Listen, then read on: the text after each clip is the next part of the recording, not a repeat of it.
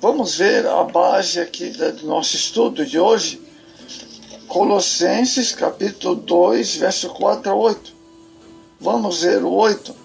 Tendo cuidado para que ninguém vos faça presa sua, por meio de filosofias e vãs, sutilezas, segundo a tradição dos homens, segundo o rudimento do mundo, e não segundo Cristo. Colossenses 2,8. Devemos estar firmes na palavra de Deus, e assim poderemos desmascarar as sutilezas e os ataques de Satanás contra a igreja. O assunto é a sutileza nos tempos finais. Amados, nós temos seus disfarces.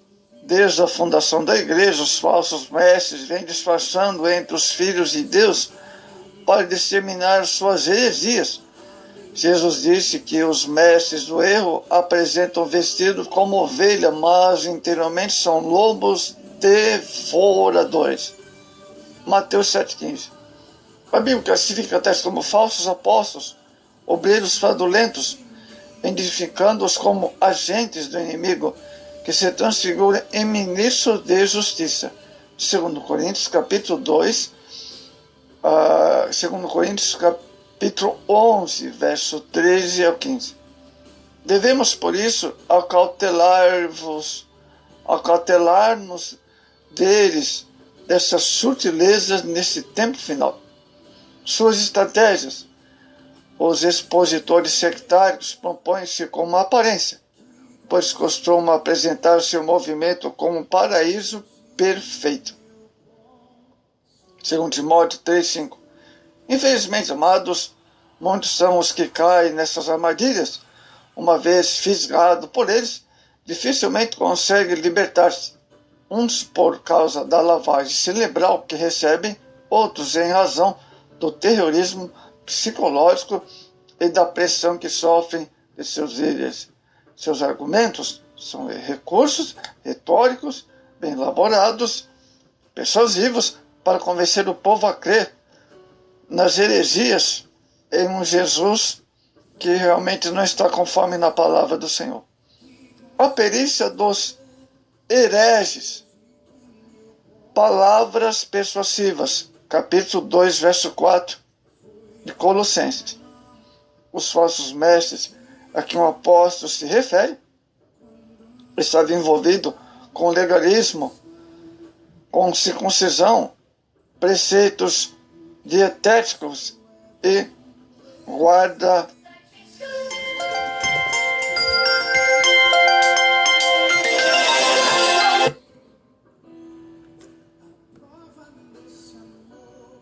de dia, segundo Colossenses 2,16. Há também várias referências ao gnosticismo, segundo Colossenses 2,18.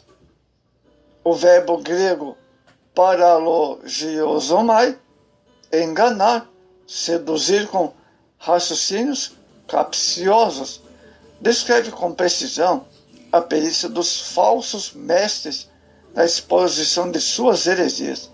O nosso cuidado, amados, deve ser contínuo para não nos tornarmos presa desses falsos mestres do engano. Vamos ver os versos 6 e 7 do mesmo capítulo 2 de Colossenses. O apóstolo insiste que o Jesus que recebemos em versos 6 e 7. O apóstolo Paulo insiste que devemos andar de acordo com o Evangelho, a fim de ficarmos erradicados, edificados e afirmados na palavra de Deus. Entretanto, a mensagem dos agentes de Satanás é sempre contra tudo que cremos, pregamos e praticamos. Às vezes, alguns pontos aparentemente comuns entre nós e eles. E nisso reside o perigo, visto que é por onde tais ensinos se introduzem. Outra coisa importante, a simplicidade do Evangelho. A mensagem do Evangelho é simples. Qualquer ser humano, independente do seu preparo intelectual origem, é capaz de compreender quando lhe é ministrado. Basta abrir o coração para a palavra pois o Espírito Santo convence o homem do pecado, da justiça e do juízo. Evangelho de João 16:8. A conversão ao cristianismo não resulta de estratégia de marketing, nem de técnicas modernas. 1 Coríntios capítulo 2, verso 4. Não é necessário, portanto, um curso de lógica para alguém ser salvo ou entender os princípios da fé cristã. Amados, vamos prosseguir o verso 8. Ninguém vos faça presa sua, do mesmo capítulo 2 de Colossenses, o verso 8. O significado presa, amados, revela o que acontece ainda hoje com seus adeptos das seitas. O verbo grego silagogeo, levar como despojo, prisioneiro de guerra, etc., descreve o estado espiritual dos que seguem os falsos mestres. Um dos objetivos dos promotores de heresia é escravizar suas vítimas para terem domínio sobre elas. Meu Deus, hein? Olha só, amados. Segundo Tessalonicenses, ou seja, segundo Colossenses 2,18. Hoje são muitos dos grilhões de seitas como verdadeiros escravos de suas falsas heresias. O verso 8 vem dizendo, por meio de filosofias. Muito bem. O que significa? Não é indício de que o apóstolo esteja fazendo alusão às escolas filosóficas da Grécia. O estoicismo, o epicurismo eram as filosofias predominantes do mundo romano na era apostólica e são mencionadas em o Novo Testamento, Atos 17, 18. As filosofias de que Paulo trata, amados, são conceitos mundanos contrários à doutrina e à ética cristã. Qualquer sistema de pensamento ou disciplina moral eram naqueles dias chamados de filosofia.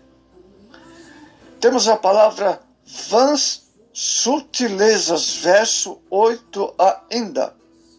Engano, sutileza, nesse contexto, significa a mesma coisa.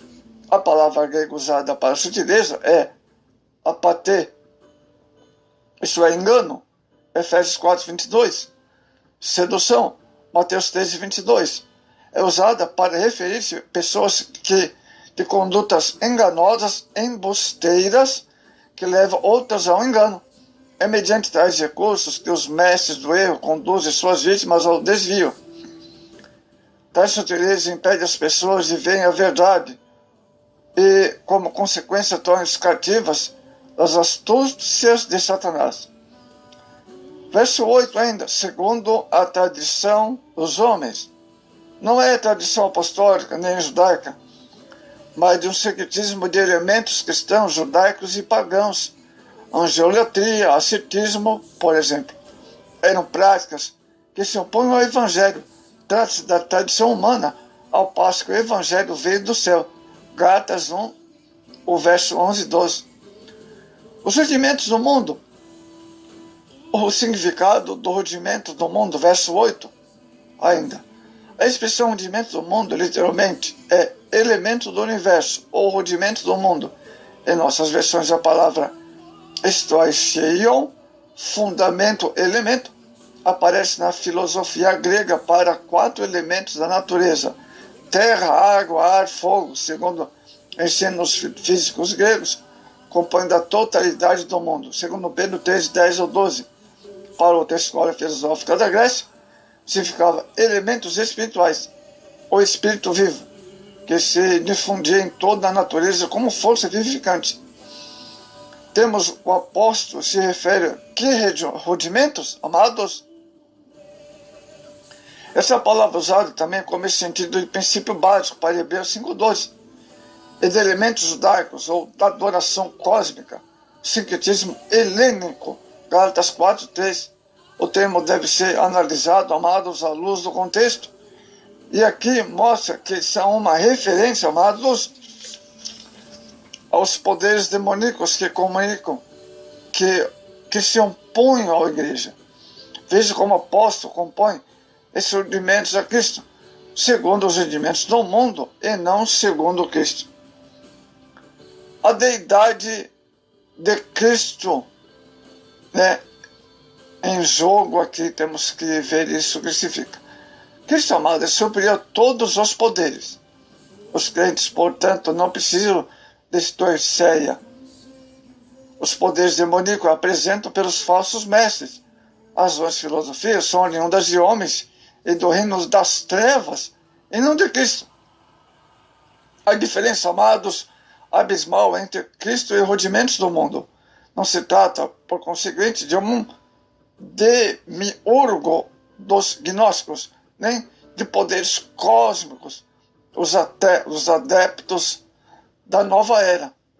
O significado de toda a plenitude da divindade. Verso 9. Temos nesse contexto que Deus verdadeiramente, o Deus verdadeiro, com toda a sua plenitude. O sentido de divindade, no texto original, é deidade. Um conceito do dicionário grego afirma: deidade difere de divindade. Como a essência difere de qualidade ou atributo. Na tradução do mundo do Novo Testamento, de uma determinada seita, traduz por qualidade divina, para adaptar a Bíblia às suas crenças, atitudes próprias por falsos mestres. Amados, o povo de Deus vive em constante batalha espiritual. O inimigo sempre trabalhou para desviar os crentes da vontade divina, introduzindo crenças falsas, práticas que desonram o Criador, contrária à palavra. Por isso, devemos estar atentos quando um movimento religioso apresenta-se com persuasão a argumentos aparentemente convincentes. Trata-se, geralmente, de alguém que pretende mostrar-nos algo que não está de acordo com a palavra de Deus.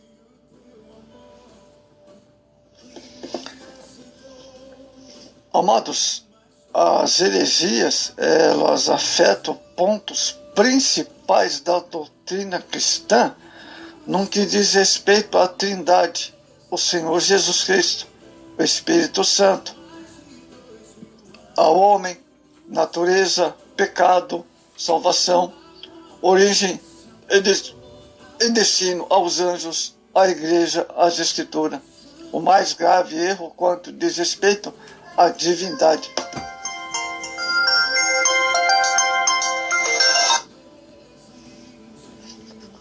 Quando diz respeito à divindade, amados, errar em outros pontos de fé cristã pode até não afetar a salvação, mas a doutrina de Deus é inviolável. Negar ao Senhor trazer sobre si repentina destruição. Os novos movimentos internos, como confissão positiva, G12, doutrina, teologia da prosperidade, não deve ser classificado como seitas, pois além de não afetar os pontos salientais da fé, são erros terríveis, né? E não devemos jamais praticar tais inovações. O efeito destruidor pode ser pior do que o movimento externo, pois o inimigo se utiliza muitas vezes da arrogância ou da ignorância dos mentores dessas inovações para causar divisões na igreja. Então vemos aí, nesses tempos finais, a teologia da prosperidade causando grande problema no cristianismo, no Brasil e em outras nações. Mas, graças a Deus que está sendo já essa doutrina da teologia da prosperidade, está sendo já desmascarada e muitos estão combatendo contra esta falsa doutrina. Que Deus se guarde dessas sutilezas malignas nesse tempo final.